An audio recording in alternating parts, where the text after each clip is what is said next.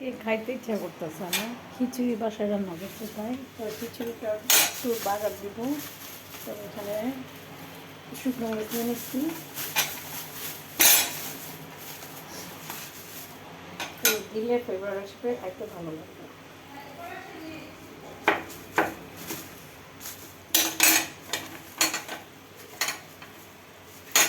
ওই যে বাটার দিয়ে দিচ্ছি, শুকনো মরিচ করে বাটার দিলে একটু ধোঁয়া হয়।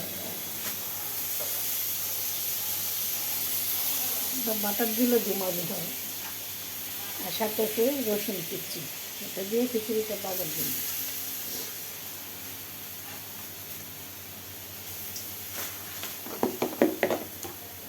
সামান্য একটু লবণ দিয়ে দিন।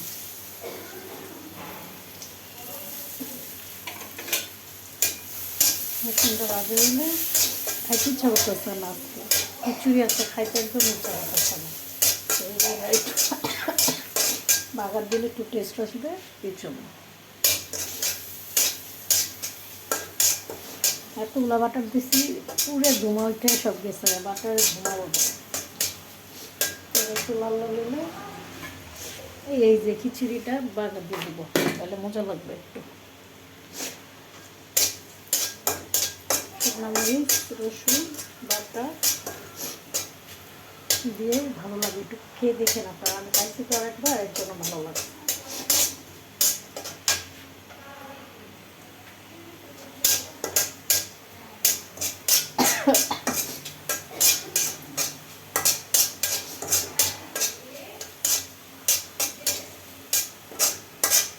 লাল লাল করেছে ইয়ে করে ভাজে, তারপরে এটা দিব খিচুড়িটা।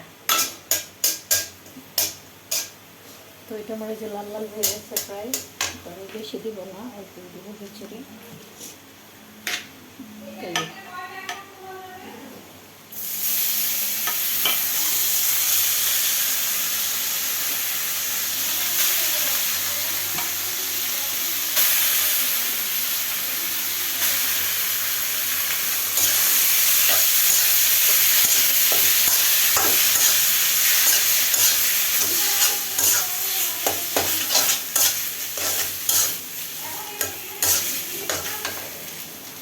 ফেলে দিলাম না, কারণ এত দাম সব কিছু জিনিসপত্র, আগুনের মতো দাম।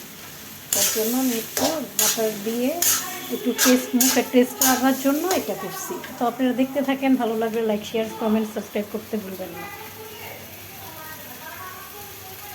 তো হয়ে গেছে, প্লেটে নেব।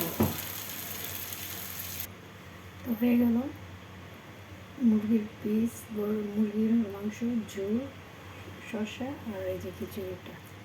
বিসমিল্লাহ।